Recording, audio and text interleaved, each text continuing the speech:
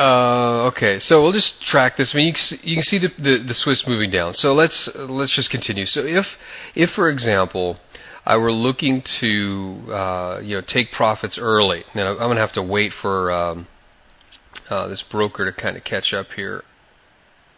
Yeah, so we've got import prices. Now what I'm looking for in the retail sales, the forecast is 0.2. I'm looking for the extreme move or a surprise level is a 0.6 difference. And based on, let me go ahead and look at the pound again.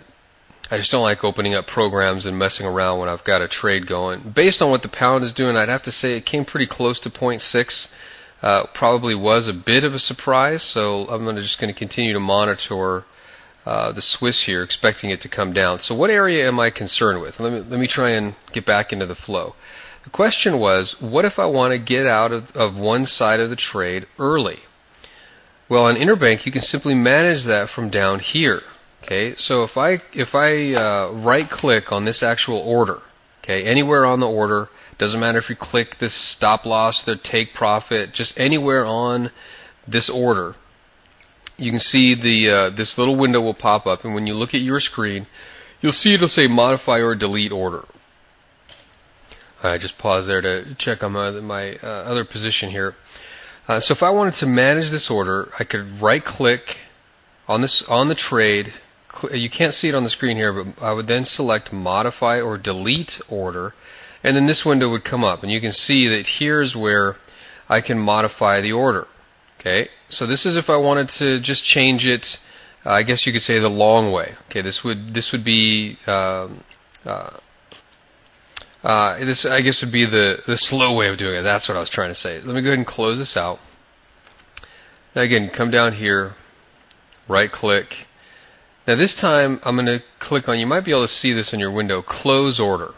Okay, so if I wanted to exit, now this would be, say the trade has gone off, the deviation was fairly large, and the Swiss has come down, and let's say I've got let's just say 35 pips worth of profit, and it just looks like the market is slowing down. Let me move this up. Let's say it's around a support area like this, and it just can't break through.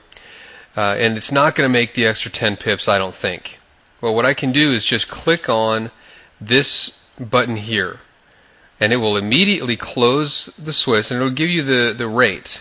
So it'll close it at 2020, which is meaning right there. And you'll see that this rate will change. As the price here changes, the price here will change. Now, is it possible to keep this window open right here? And I guess the answer is you could. And what you could do is, if you have your chart over here, you could just move. And if you have two screens, you could move this window over. That is one possibility. But I prefer to keep a cleaner screen than that. So if I was looking to exit, for example, if the Swiss were moving down, and I were looking to exit, what I would rather do is click here, and then click on close order.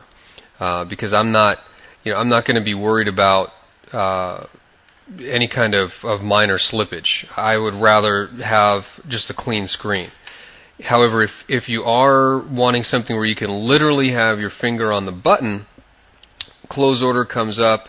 What you could do is move this window up a little bit so you can see that the order number is still sitting there, so you can see the chart.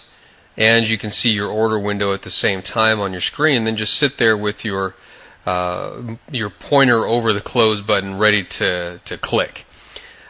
I don't like that because it tends to put a lot of pressure on getting out. I would rather be more relaxed once I have the trade on, so I can watch what's going on.